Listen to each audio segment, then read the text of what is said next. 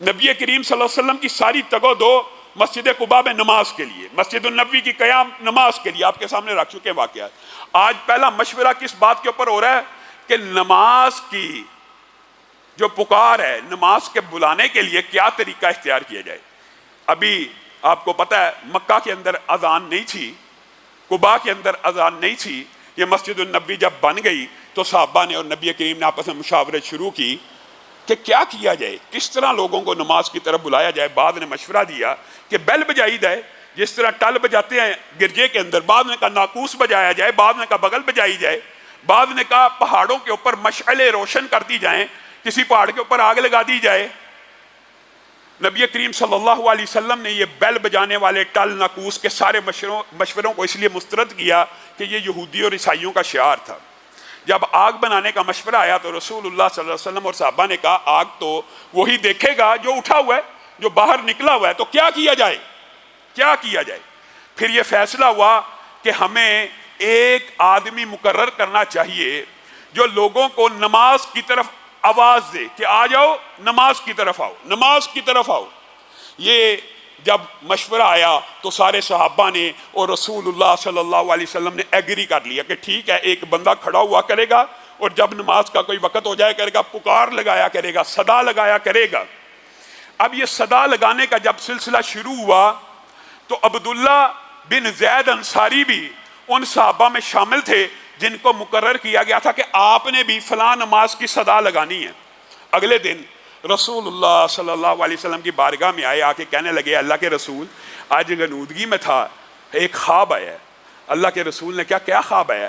کہا مجھے خواب میں چند الفاظ سکھائے گئے ہیں۔ رسول اللہ نے پوچھا وہ الفاظ کیا سکھائے گئے ہیں؟ تو نماز کی پکار لگاتا ہے، پہلے نماز کی پکار صرف یہ تھی آ جاؤ نماز کی طرف، نماز کا وقت مقرر ہو گیا، جو عربی کے اندر مختصر سی بات فلاں نماز کا وقت مقرر ہو گیا ہے۔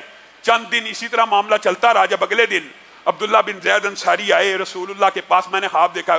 کہا کیا خواب دیکھا ہے؟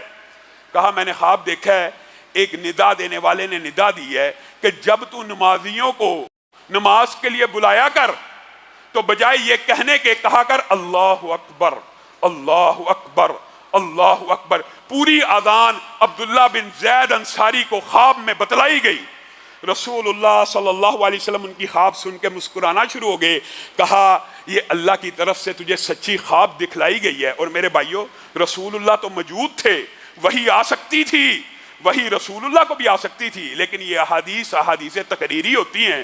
رسول اللہ کے سامنے کوئی بات بیان کی جائے اور رسول اللہ صلی اللہ علیہ وسلم اس کا انکار نہ کریں تو یہ بھی حدیث ہی ہوتی ہے۔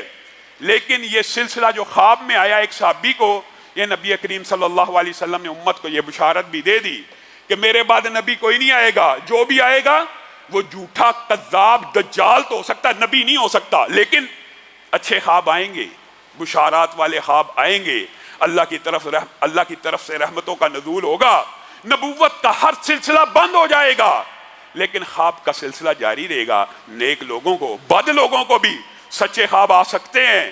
تو رسول اللہ صلی اللہ علیہ وسلم نے عبداللہ بن زید انصاری کے اس خواب کو سنا اور کہا کھڑے ہو جا، جو الفاظ تو نے خواب میں سنے ہیں انہی الفاظ کو پکار، اور آج یہ تو نے یہ نہیں کہنا نماز کی طرف آؤ، نماز کی طرف آؤ، بلکہ خواب میں جو تجھے سکھلایا گیا ہے حیا علی الصلاح کے بعد حیا علی الفلاح، فلاح کی طرف آؤ، کامیابی کی طرف آؤ، اس بات کا نعرہ بلند کر۔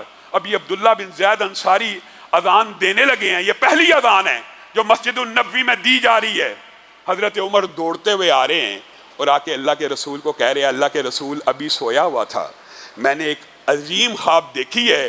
یہ عبداللہ بن زید انصاری وہی الفاظ تو کہہ رہا ہے جو خواب میں نے ابھی دیکھی ہے۔